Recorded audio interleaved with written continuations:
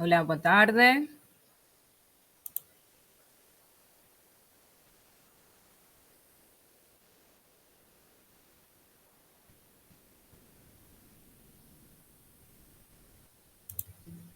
Boa tarde, Nuno. Boa tarde, Marcelo. Tudo bem? Início da semana. Obrigada, Marcelo. Vai ser esta última semana, certo?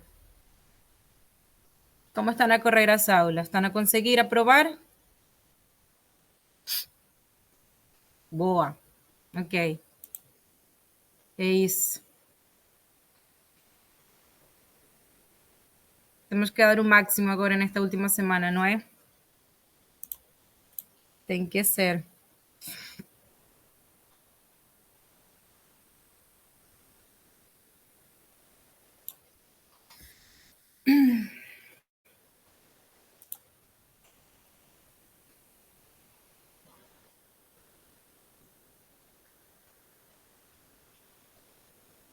Boa tarde, Estefania. Tudo bem?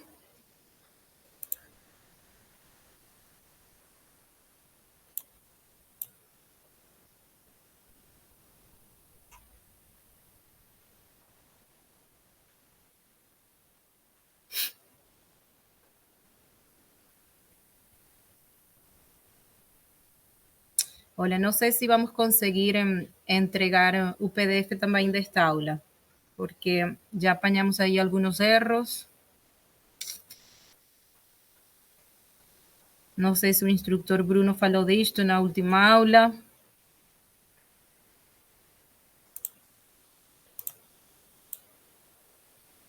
Vamos aguardar mais um minuto. 2 minutos. Antes de continuar, ¿puede ser? Antes de avanzar.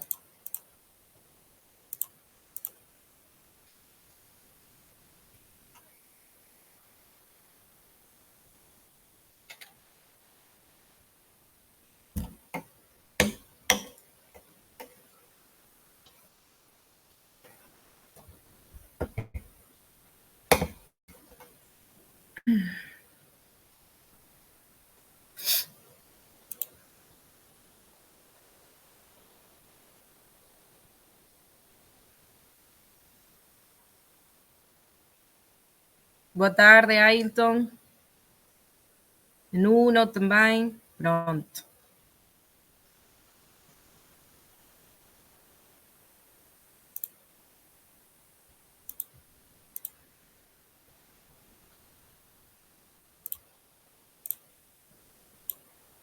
Pronto, então vamos iniciar, tá bem? Esta aula também vai ser fácil, nada complexa.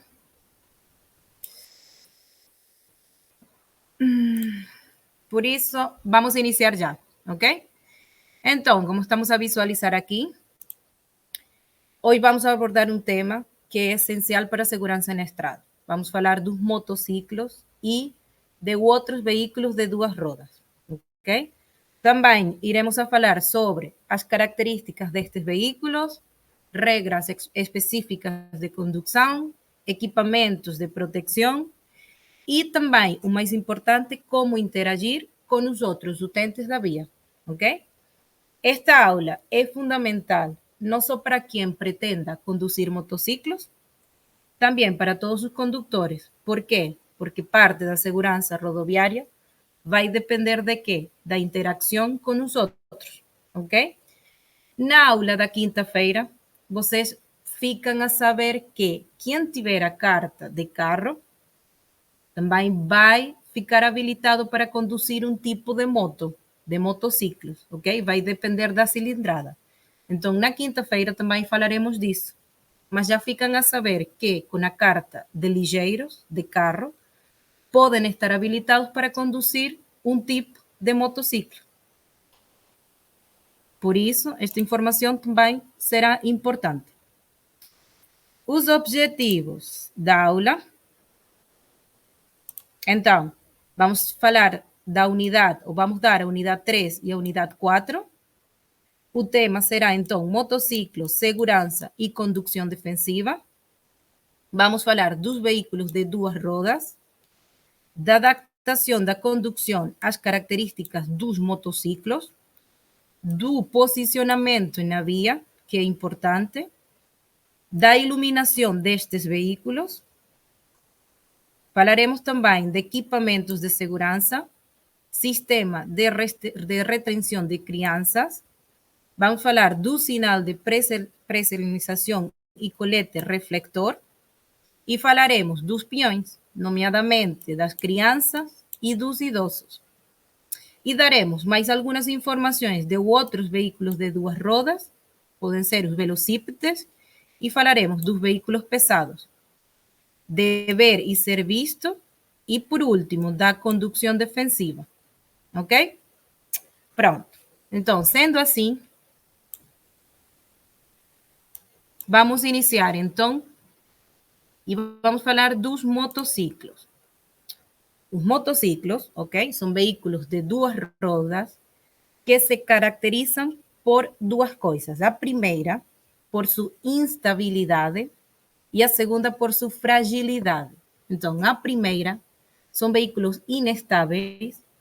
¿Por quê? Porque têm a necessidade de ter um equilíbrio constante, ok? Eles têm que, para ser conduzidos, devem ter um equilíbrio constante.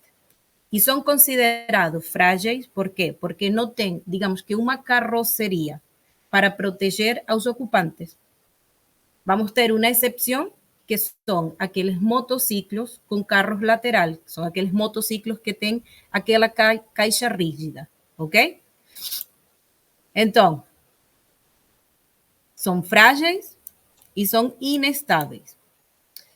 Importante aqui, no trânsito urbano, este tipo de veículos de duas rodas vão a ser sujeitos, então, a ter mais risco de acidentes por causa dos ângulos mortos. Além dos ângulos mortos, ok? Também vamos ter outros fatores pelos quais se considera que são veículos de maior risco de acidentes. Quais são? Os ângulos mortos, o vento lateral e também o estado do pavimento, ou seja, neste caso, se temos buracos, óleos derramados, podemos encontrar também poços de águas, entre outros. Então, os condutores dos motociclos, ciclomotores, velocípedes, não podem conduzir com as mãos fora do guiador, ok? Só ou excepcionalmente, se estes tiveram que realizar alguma sinalização, ok? Para sinalizar qualquer manobra, mudança de direção, nomeadamente, ok? Não podem seguir com os pés fora dos pedais ou dos apoios, não podem fazer-se rebocar, não podem levantar a roda da frente ou a roda de atrás, tanto no arranque como em circulação, e não podem seguir a par, salvo se estos transitam em uma pista especial, ok? Nos casos dos velocípedes, eles sim se encontram permitido seguir a par, transitar em par, ok? Só não são permitidos, no caso dos velocípedes, se se encontram por exemplo, em uma via com má visibilidade ou com alta intensidade do trânsito, ok? En este caso, então, não seria permitido, mas regra geral, é permitido nos velocípedes transitar a par, seguir a par.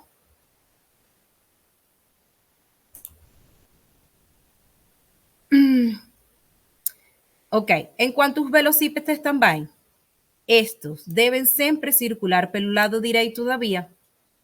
Então, tem que sempre tentar manter-se o mais perto da berma, ok? Ou do passeio, para tentar evitar acidentes, ok? Aqui é só para relembrar, porque já tínhamos visto isto em aulas anteriores. No caso do motociclo, então, só para relembrar, os motociclos são veículos de duas rodas, que têm cilindrada superior a 50 centímetros cúbicos e também conseguem atingir uma velocidade maior a 45 km por hora. No caso do ciclomotor, então este pode ser tanto um veículo de 2 rodas como de 3 rodas. Deve ter como velocidade máxima 45 km por hora e a cilindrada deste tipo de veículo não pode ultrapassar 50 centímetros cúbicos. Triciclos. Então, veículos de 3 rodas e é similar a um motociclo, deve ter uma velocidade superior a 45 km por hora e uma cilindrada superior a 50 centímetros cúbicos, ok? Só para relembrar. Depois, temos aqui os velocípedes, que são veículos de 2 ou mais rodas, e neste caso será que movido pelo esforço do condutor, através de quê? Dos pedais. Existem também velocípedes com motor. Neste caso, eles têm um motor auxiliar, ok? E a potência desse motor não pode ultrapassar 1 kW. Então, apesar de ter um motor, este tipo de veículo é equiparado a um velocípede, ou seja, é considerado um veículo sem motor. Certo? Se lembram daquela classificação de veículos que tínhamos feito, veículos com motor e sem motor? Pronto. O velocípede com motor, mesmo tendo motor, é equiparado ao velocípede, que se classifica como um veículo sem motor. Entendido por aqui? Isto pode sair em pergunta de teste. Sim? Pronto. Boa. Aqui, transporte de passageiro, importante também. No caso do motociclos, triciclos, quadriciclos e ciclomotores, está proibido, podem apontar isto, proibido transportar passageiros menores de 7 anos. Certo? Se estivéssemos a falar de um motociclo que não tivera carro lateral. No caso do carro lateral, podem transportar. Se não fosse o caso, é proibido transportar passageiros menores de 7 anos. No caso dos velocípedes, eles podem transportar, mas só se fosse o caso, ok? De um veículo que tivera assentos e pedais adicionais. No caso de transporte de crianças no velocípedes, se pode realizar, mas tem que se realizar com quê? Com aqueles dispositivos que são adaptados para o transporte de crianças. E se deve utilizar capacete. Obrigatório o uso de capacete. Depois, vamos ter aqui transporte de carga. No caso, então, do motociclo, triciclo, quadriciclo e ciclomotores, ok? E também no caso dos velocípedes, de todos os veículos de 2 rodas, só pode ser feito em reboques ou caixa de carga. Se é proibido transportar objetos que possam prejudicar a condução ou criar perigo no ambiente rodoviário. Ok? Uso das luzes. Aqui, uso das luzes, vamos passar, que vamos falar mais em frente disto. Ok? Isto vamos falar mais em frente. E então, vamos falar do posicionamento, que também é importante, é super importante. Do ver e ser visto. Então, como condutores de um veículo de 2 rodas, existem aspectos a ter em conta para quê? Para aumentar a nossa segurança e também para aumentar a segurança dos outros utentes, ok? Que aspectos? Então, o primeiro aspecto, adaptar a condução à via e às condições ambientais. Então, como já referi anteriormente, em caso de, por exemplo, encontrarmos com lluvia intensa, existência de nevoeiro, intensidade de trânsito. Ok, em todos estes casos, regra geral, vamos ter que adaptar a nossa velocidade a estas condições. Temos que moderar, ok? Depois, outro fator pode ser saber que pela agilidade de nosso veículo, ok? Por vezes, vamos ter que aproximar-nos aos outros veículos de uma forma mais rápida. E por muitas vezes, estes outros veículos com dimensões maiores às nossas não se vão a perceber de nossa presença. Devido a quê? Devido aos ângulos mortos. Então, posicionar-se de uma forma a ser vistos, ou seja, nos surpreender. Outro fator pode ser também transitar sempre, ok? Pode ser outra forma de ser vistos, é transitar sempre com as luzes de cruzamento acesas, certo?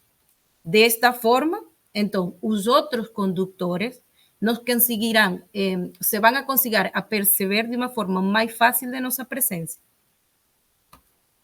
Então, basicamente, são factores, ok? Que como condutores de veículos de duas rodas, ok? Podemos realizar para garantir ser vistos, ok? Então, como fala aqui, adaptar a condução à via, prever ao outro veículo em alguns casos, ok?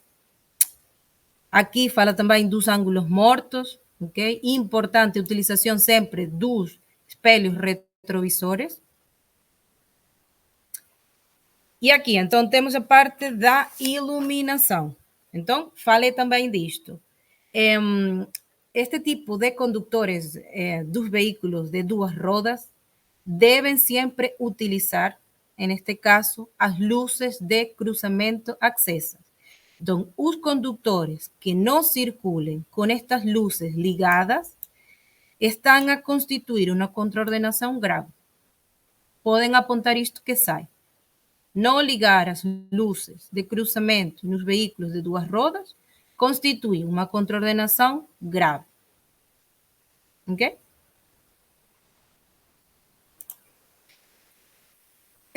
Enquanto os velocípedes também se encontram obrigados, ok, a estar ou a possuir este tipo de dispositivos luminosos, ou seja, as luzes também estão obrigados a utilizar as luzes para circular na via. Temos aqui, por exemplo, luzes e reflectores. Luz na frente, que é esta luz que temos aqui. Estamos obrigados a quê? A ter uma luz branca de presença e esta luz tem que ser visível a uma distância de pelo menos 100 metros. E não só temos que ter uma luz branca, também temos que ter um reflector branco, ok? Na parte de atrás, temos que ter uma luz de presença vermelha, igualmente visível a pelo menos 100 metros, e o reflector tem que ser também vermelho. No caso dos velocípedes. Vamos ter também reflectores na roda. Podem possuir, então, também reflectores. Neste caso, podem ser dois, como nesta imagem, de cor âmbar, ok? Ou também pode ser como esta imagem, que é em tipo circular, ok? Neste caso, se fosse de tipo circular, só se precisa um. Se fosse deste tipo, então serão dois, de cor âmbar. Em caso de averia nas luzes, os velocípedes devem ser conduzidos à mão. Ok? Isto também sai. Há muitas perguntas que sai isto. Eles questionam isto. Então, a resposta certa é que eles devem ser conduzidos à mão.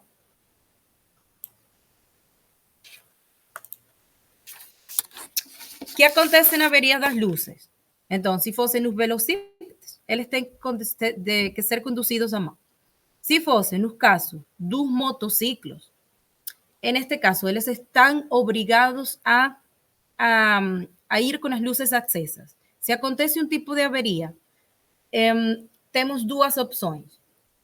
Si son aqueles tipos de motociclos que têm a possibilidade de ligar luzes de perigo, então podemos ligar as luzes de perigo até chegar a uma estação de serviço, ok? Até a próxima área de serviço. Se não fosse o caso, então aqui temos que imobilizar o veículo, ok? Na faixa de rodagem e não pode circular. Certo?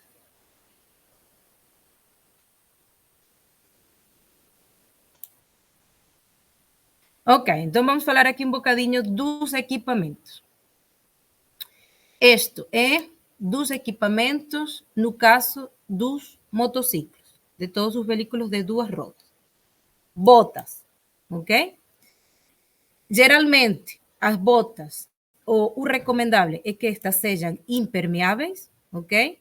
Pronto. Para quê? Para conseguir proteger-nos do frio e da chuva, ok? O objetivo das botas, então, é proteger os pés em eventuais quedas. Também deveriam ser antiderrapantes, ok? E preferentemente têm que ser altas, de cano alto. Enquanto o vestuário, ok? Já existem, digamos que uma roupa, um vestuário próprio para este tipo de condutores, ok? Mas, no mínimo, tem que ser um vestuário que aporte um bocado de proteção, ok? Então, que sejam de materiais que aportem algum tipo de resistência, ok? Se este tipo de vestuário é impermeável, muito melhor. Deve ser respirável e altamente resistente, ok?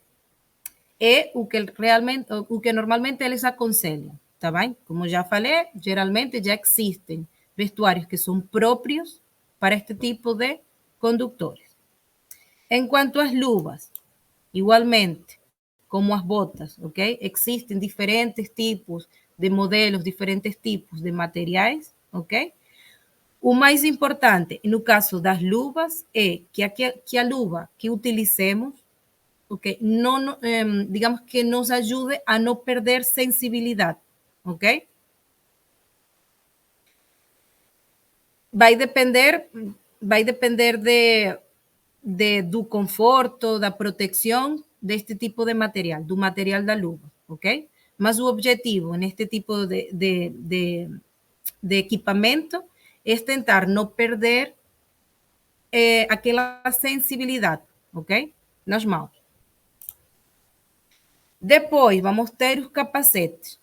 O capacete dos equipamentos é o mais importante e é obrigatório. É o equipamento obrigatório, ok? Por quê? Porque, como falei anteriormente, no caso dos veículos de duas rodas, não temos proteção. Neste caso, a única proteção que vamos ter como condutores, no caso da cabeça, ou seja, é o capacete. Por isso, este tipo de equipamento tem que ser de boa qualidade e deve estar homologado. Tem que encontrar-se homologado pelo IMT. Também refere que deve estar dentro do prazo. Outra coisa, imagina que nós temos um capacete e já caímos várias vezes, ok? Nesse caso, é recomendável reemplazar o capacete, porque o capacete não está desenhado para suportar muitas quedas, ok? Então, nesse caso, sempre é recomendável substituir por um capacete dentro do prazo e de qualidade. Tipos de capacetes. Então, podemos ter o primeiro, um capacete aberto ou curto, ok? Vai ser mais agradável para usar, especialmente no verão. Vai oferecer menos proteção, porque não cobre a parte do queixo, ok? Podemos ter um capacete fechado ou integral, En este caso, va a ofrecernos mayor segurança. ¿Por qué? Porque incorpora un sistema de ventilación, tem forros y vísceras que en algunos casos hasta pueden ser removíveis, ok? É o mais utilizado pelos motoristas, este tipo de capacete. Depois, podemos ter um capacete modular, ok? Que é basicamente como se fosse um híbrido, ok? E articulado. Y en este caso, articulado, ¿por qué? Porque permite deslocar para encima, ¿ok? Aparte da protección do queixo, ¿ok? É movível. É por isso que chamamos articulado. Depois, podemos ter também um capacete off-road, que neste caso é o capacete que utilizamos para a parte do desporto, de competição, e neste caso oferece uma proteção contra pedras, lanas, poeiras, ok? É um capacete mais ligeiro e é especial para este tipo, para este caso, para a área do desporto. Esto es só para ter em conta os tipos de equipamentos que existem, ok? De todos os equipamentos, como já referi, o mais importante sempre será o capacete. E é obrigatório. Então, aqui, vamos falar do cinto de segurança. Antes de iniciar aqui com a parte da segurança ativa e passiva, podem já apontar aqui a primeira palavra-chave da aula número 15, 74. 74. Então, primeira palavra-chave, aula número 15, número 74. 74. Então, aqui, vamos falar um bocadinho de que é segurança ativa e de que é segurança passiva. Então, vamos a ir aqui. Existem dois tipos de segurança. Então, segurança. Podem já apontar que isto é super importante.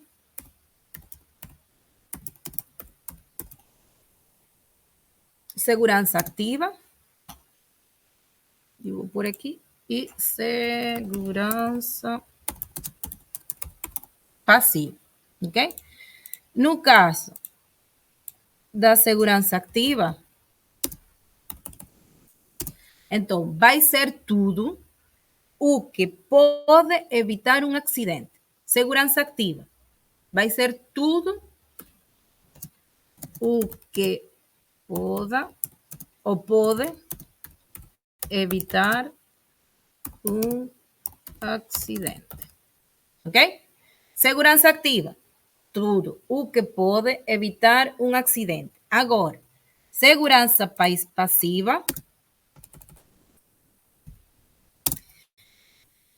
neste caso será todo o que minimize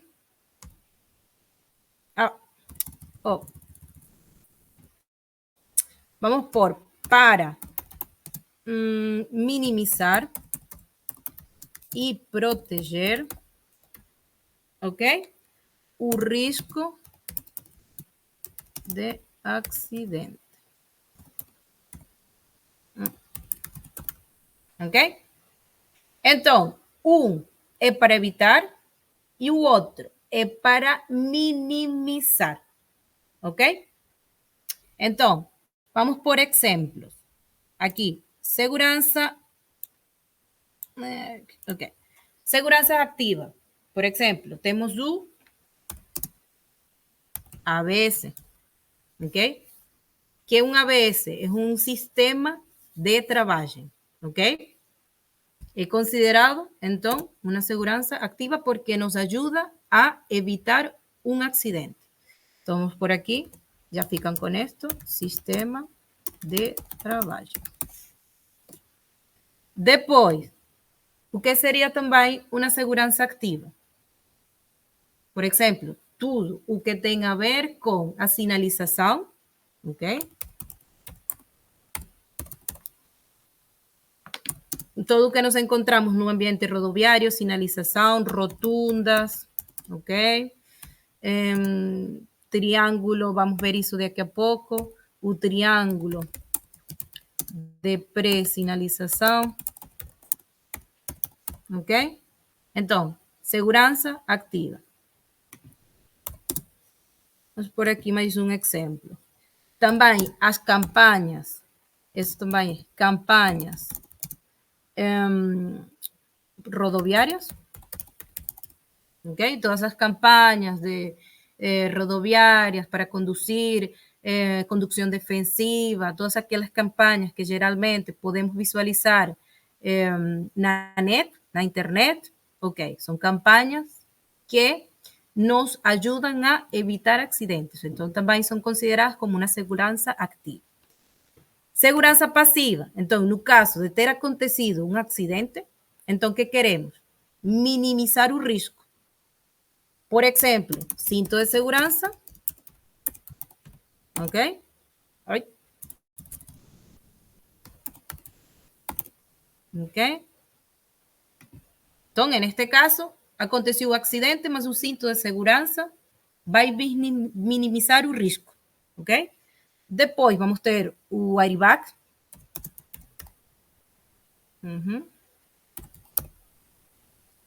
Depois, vamos ter também o sistema de retenção de criança. Também vamos falar disso daqui a pouco.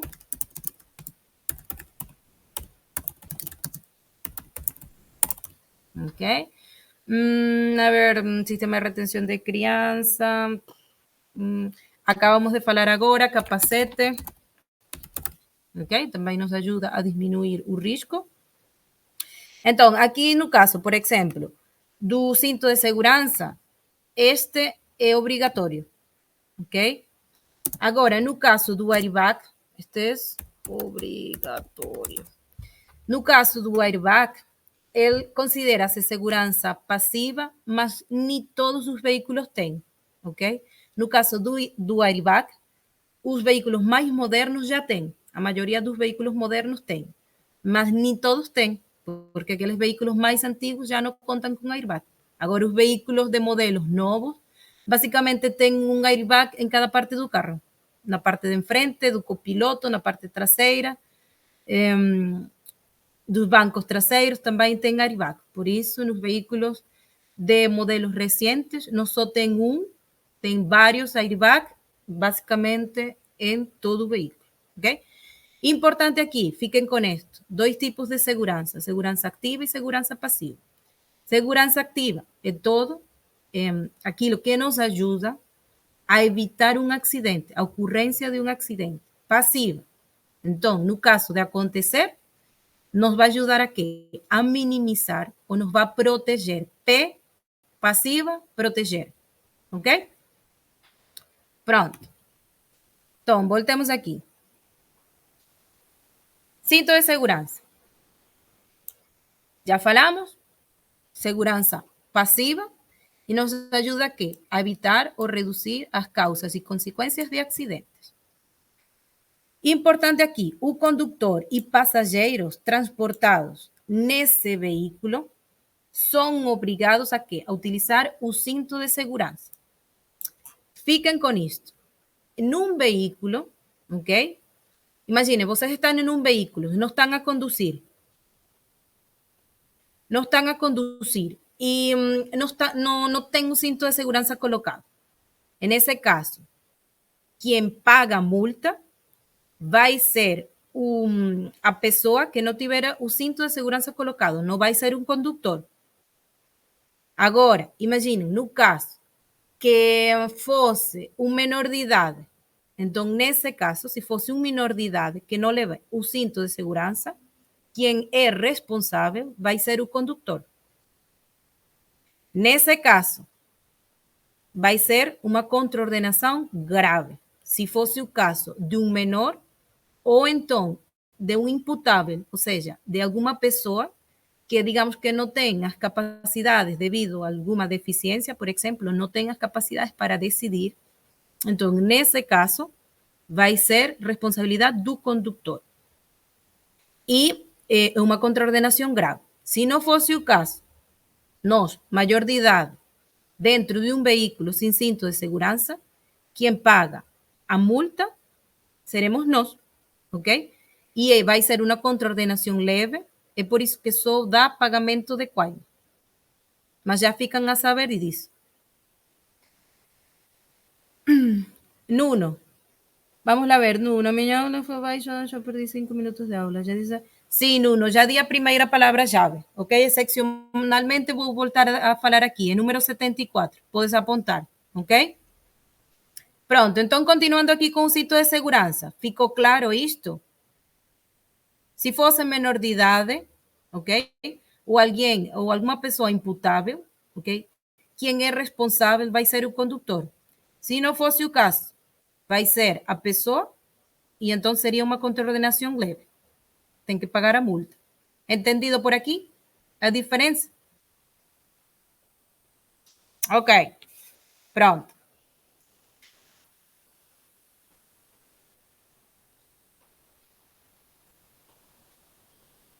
Então vamos passar aqui. Aqui, por exemplo, fala da importância de ter cinto e não ter cinto, ok? Estão a ver aqui esta imagem? O que acontece sem cinto e o que acontece com cinto, tá bem? Então, se não tivermos cinto, depois do impacto do carro, num acidente, por inércia, ok?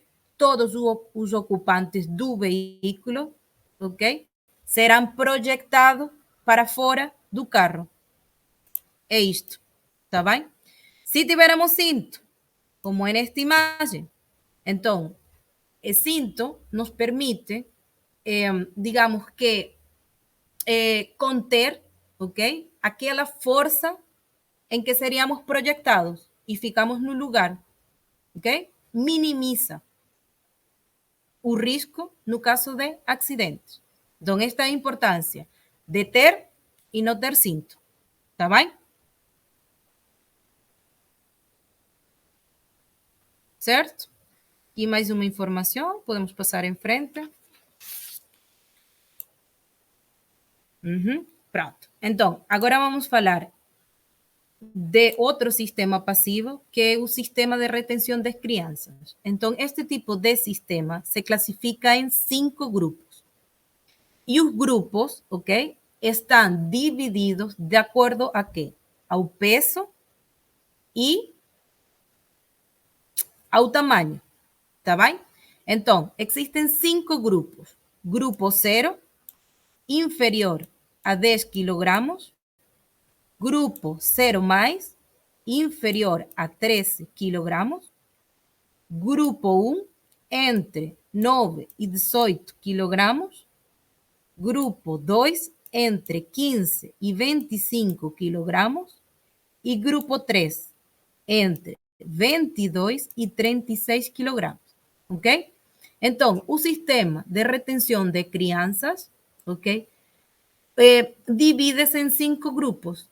E estes grupos, ok, estão, digamos que, compostos de acordo a quê? Ao tamanho e ao peso da criança, ok? A idade não tem nada a ver, ok? Digo isto por quê? Porque vocês fazem imensa confusão com isto. A idade, que tem a ver? O importante da idade é, depende da idade, vamos saber se essa criança vai precisar de um sistema de retenção ou vai precisar de um cinto de segurança. Ok? É só para isso que nós tomamos em conta a idade. Agora, para classificar as crianças no grupo, vamos ter em conta duas coisas: o tamanho e o peso, ok? Atenção que vocês fazem imensa confusão com isto e sempre respondem errado. Sempre respondam com tamanho e peso. Então, é aqui que vem a parte da idade. Se fosse uma criança com menos de 12 anos de idade, então, nesse caso, vamos utilizar o sistema de retenção de criança, que já falamos.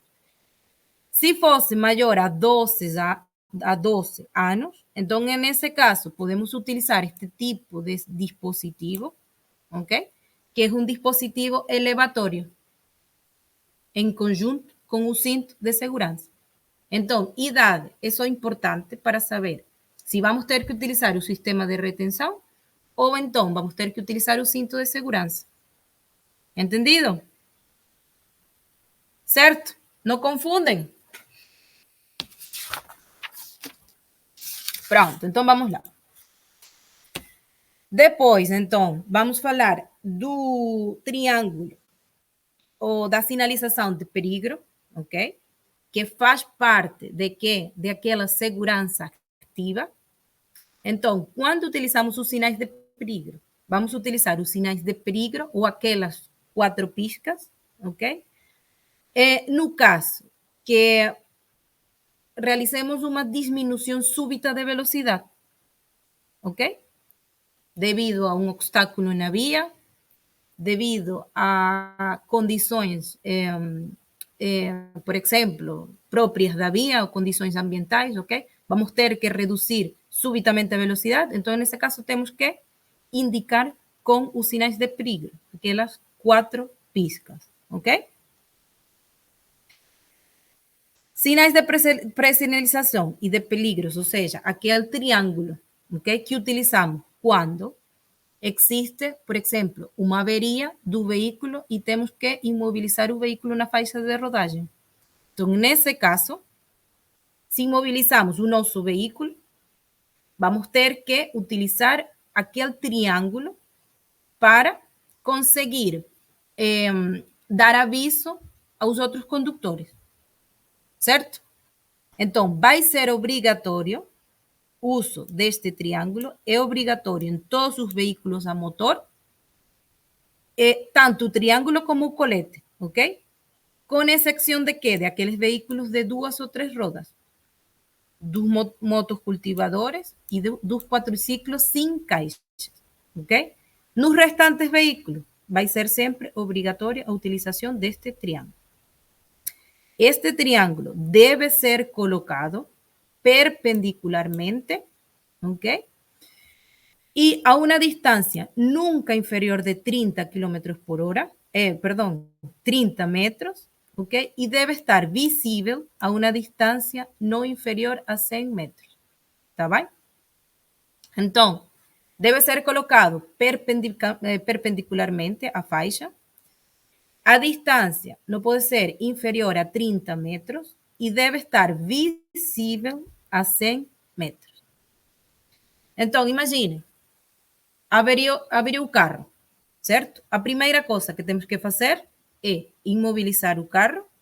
Depois, temos que colocar as luzes de perigo,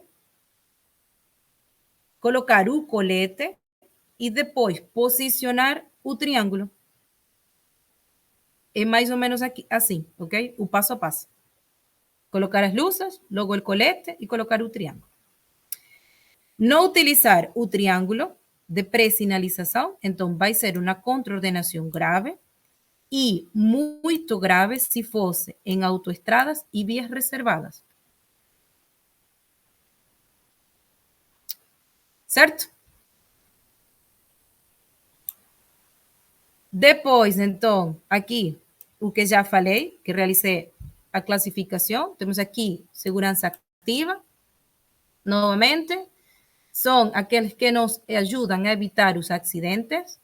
Dar exemplos aqui, ABC, sistema antibloqueios, ARS, que é o sistema de controle também de tração, é o outro.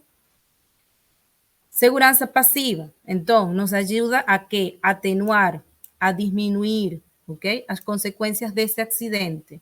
Exemplos, cintos de segurança, encostos de cabeça, capacetes, airbag, ok? Depois, isto não é para ser dado agora, por isso vamos passar em frente. Então, temos aqui os condutores e outros utentes da via, ok? Vamos falar aqui um bocadinho disto. Então, já falamos dos veículos de 2 rodas, dos motociclos, ok? De todos os motociclos e falamos também dos velocípedes. Agora vamos falar dos outros utentes da via.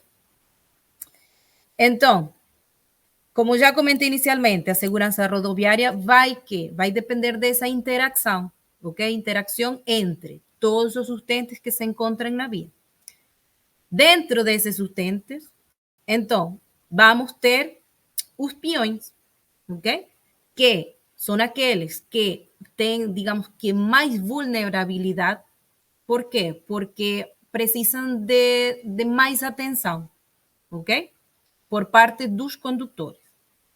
Então, nos casos dos peões, são utentes mais vulneráveis na via.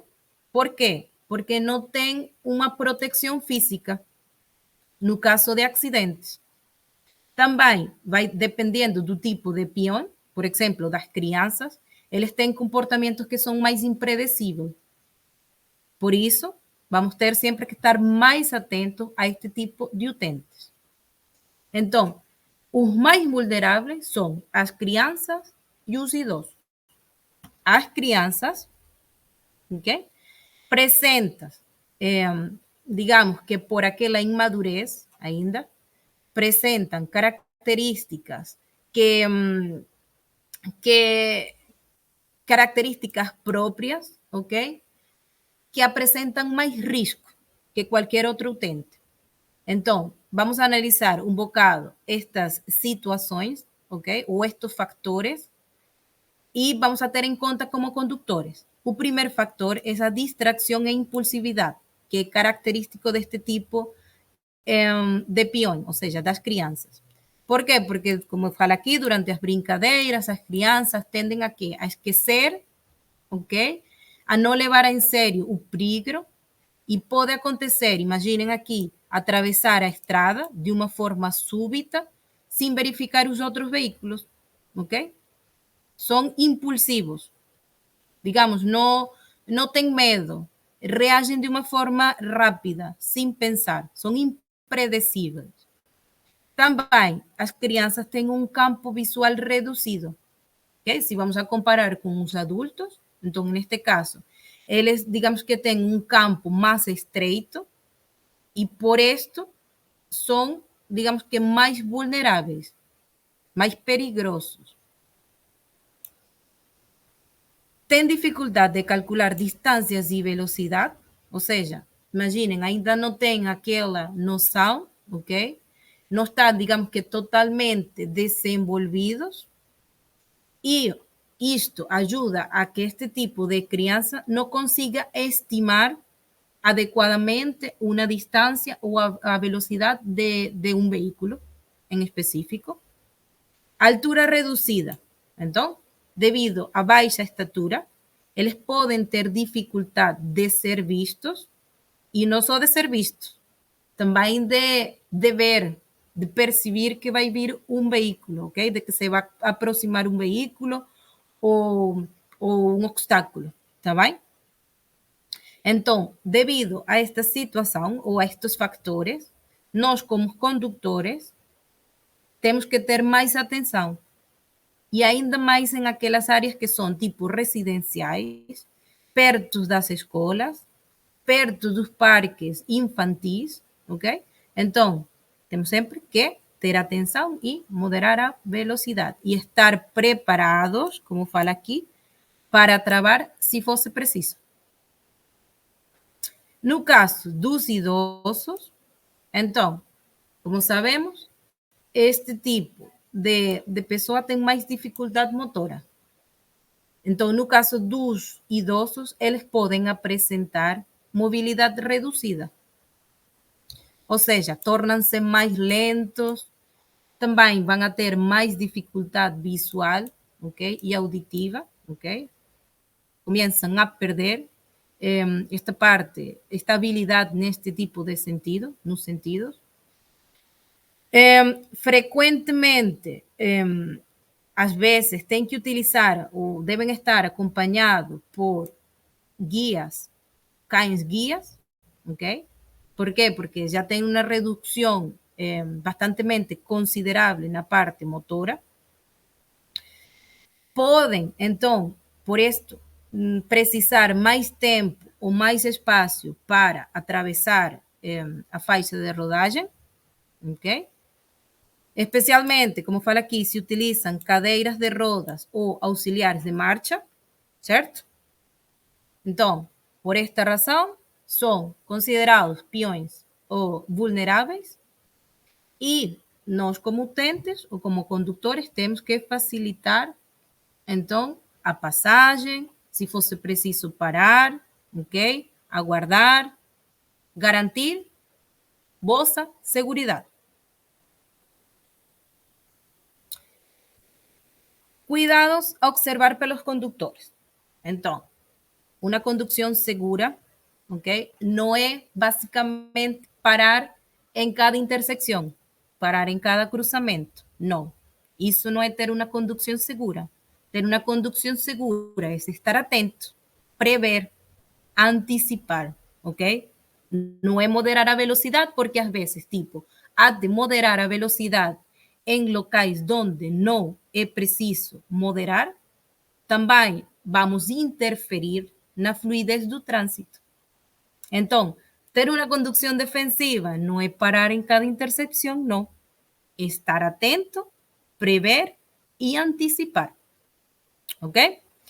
Então, para evitar acidentes, vai ser essencial moderar nos casos que devamos moderar e ter atenção nas seguintes circunstâncias. Quando existam aglomerados de pessoas, ¿ok? Imagínense, en una zona residencial, en una zona transitada, com alto trânsito, ¿ok? Nesse caso, se estamos perto de uma escola, perto de um parque, ficar a saber que podem existir crianças a correr, a passar, ¿ok? Ficar atentos. Presença de criança a brincar nos passeios, por aquela situação de ele ser impredecível, de não medir o perigo, ok?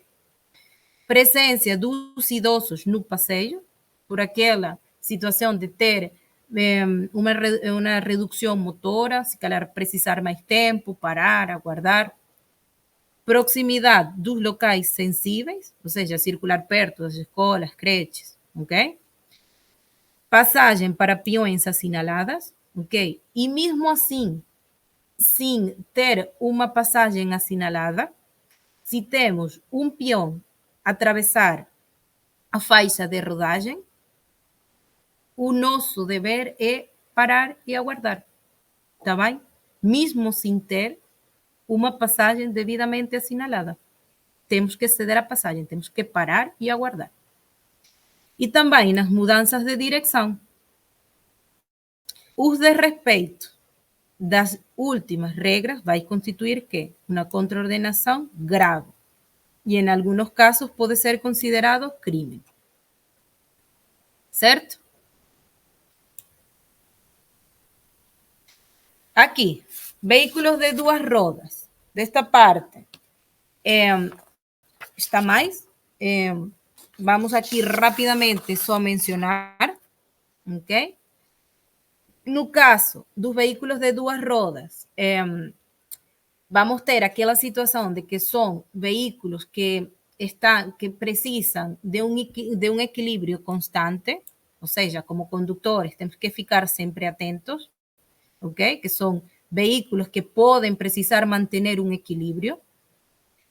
No caso de ser conduzidos por crianças, então também ficar atentos, ok? Porque se calhar aquele tipo de condutores serão menos inexperientes, então temos que antecipar e prever qualquer situação. E também na parte da ultrapassagem arriscada, ok? O que significa isto? Por ser veículos de dimensões pequenas, ok? A ultrapassagem neste tipo de veículos é mais riesgosa, mais perigosa. É por isso que sempre temos que guardar na ultrapassagem dos veículos de duas rodas, temos que guardar como mínimo uma distância lateral de 1,5 metros. E tem a ver com isto, ok? Tem a ver com quê? Com aquele risco de colisão, ou seja, para diminuir este risco. Cuidados a observar. Então, para garantir a segurança neste tipo de veículos, já falei, manter aquela distância de segurança adequada, essa distância vai ser de 1,5 metros, e verificar sempre a presença de um velocípede antes de manobrar, ou seja, vamos a mudar de dirección y estamos a ver un vehículo. En ese caso, tenemos que anticipar, tenemos que prever, ¿ok? Tenemos que certificarnos. En cuanto aos veículos pesados, ou seja, não só aqueles veículos de pequenas dimensões, também vamos ter o caso de aqueles com a mais, ok? Aqueles com grandes dimensões, que são os veículos pesados. En este caso, então, eles vão apresentar características específicas.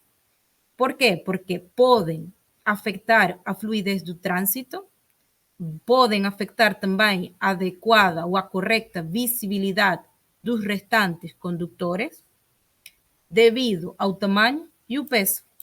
Então, por isto, temos que também ter uma atenção especial e garantir uma segurança no ambiente rodoviário. Então, no caso dos veículos pesados, primeiro, temos que ter em conta maior tempo de aceleração e travagem, ou seja, devido ao peso e as dimensões, eles vão ter que realizar um maior esforço, ok? Ou vão a demorar mais tempo para ganhar uma velocidade, tanto para ganhar como para parar. Por isso, como condutores dos outros veículos, temos que antecipar-nos a este tipo de manobra.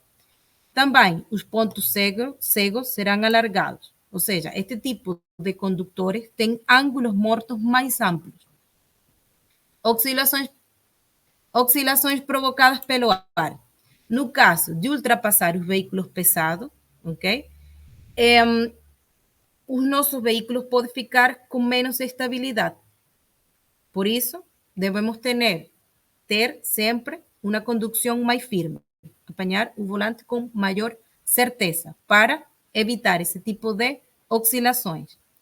Logo, projeção de água suciedade, ok? Tem a ver por o tamanho ou as dimensões deste tipo de veículos.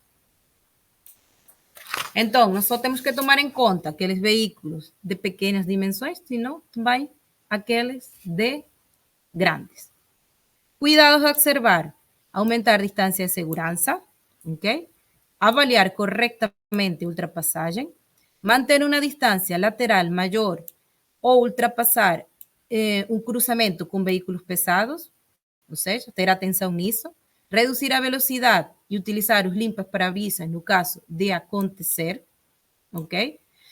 Prever a intenção dos veículos pesados e ser paciente durante a manobra. Por quê?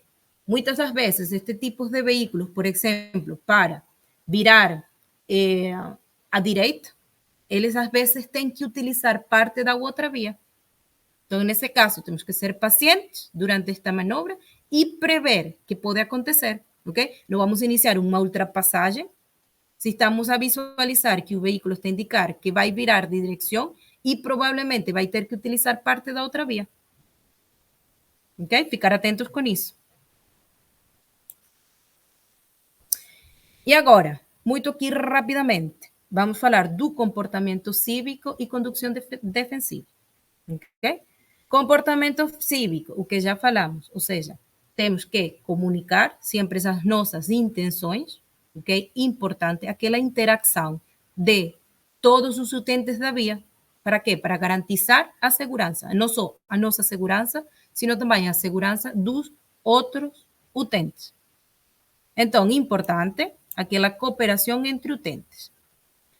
Como podemos cooperar? Primeiro, não importunar os outros condutores e peões. Ter empatia e compreensão. Ser previsível no trânsito. Antecipar todas as situações de risco. Então, basicamente, com isto, conseguimos comunicar todas as nossas intenções. Condução defensiva. Então, consiste em ter um tipo de atitude, ou seja, que seja proativa e responsável por parte dos condutores. E o objetivo sempre será, então, obviamente, evitar os acidentes. Importante, estar sempre atento ao ambiente rodoviário, antecipar o risco e agir preventivamente, ok? Prever, super importante, adaptar a velocidade e posicionar o veículo de acordo a quê? As condições de trânsito da via e manter uma distância de segurança adequada. Algunos indicios que nos ayuden a prever los movimientos de otros utentes. Por ejemplo, aquí vamos a dar ejemplos. ¿Ejemplos de qué? De situaciones comunes que puedan existir, ¿ok? No día a día, que nos ayuden a estar más atentos. Entonces, por ejemplo, temos uma bola saltar para a faixa de rodagem. Pode acontecer uma criança a brincar, então vamos ter altas probabilidades, ok? E vamos ter que ficar atento, olhar para todos os lados, ok? Por quê? Porque pode inesperadamente aparecer uma criança. Depois, exemplo aqui, criança brincar nos passeios. Alta probabilidade também de poder, en este caso, ser una crianza a vir inesperadamente. Idosos a caminhar nos passeios. Então, aqui temos que ter atenção e verificar se estes vão atravessar uma passadeira, verificar também o fluxo do trânsito, vamos conseguir parar adequadamente, temos que aguardar, ok? Prever, antecipar. Veículo estacionado com fumo saindo do escape, então ficamos alerta. Este veículo pode estar averiado, então ficamos atentos, tá bem? Veículo a circular lentamente. Pode ser um veículo que esteja perdido, que esteja procurando estacionamento ou que possa, então, parar repentinamente. Então, atentos. O que pode acontecer, imaginar o que pode acontecer. Autocarro parado para entrada e saída de passageiros. Então, podemos ter aí uma possibilidade de passar por enfrente algum tipo de peão. Então, temos sempre que verificar se essa via se encontra livre. E ultrapassar, no caso que consigamos ultrapassar. Condutor a gesticular dentro do veículo. Pode ser um condutor que esteja com um estado emocional alterado, agressivo. E então, com esse tipo de estado alterado, obviamente, não vai prever e vai reagir de uma forma agressiva. Então, atentos. Importante aqui adoptar, então, uma postura preventiva vai reduzir significativamente o risco de acidentes e vai contribuir com quê? Com que seja um trânsito e um ambiente mais seguro para todos. Entendido por aqui? Pronto, e com isto finalizo.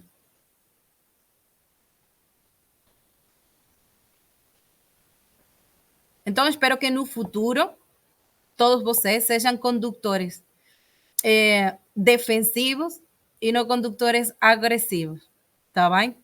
Para isso, temos que trabalhar muito a parte do prever e antecipar. Sim, Estefania. Segunda palavra-chave, aula número 15, número 39. 39. Ficaram com alguma dúvida deste tema? É um tema fácil, simples.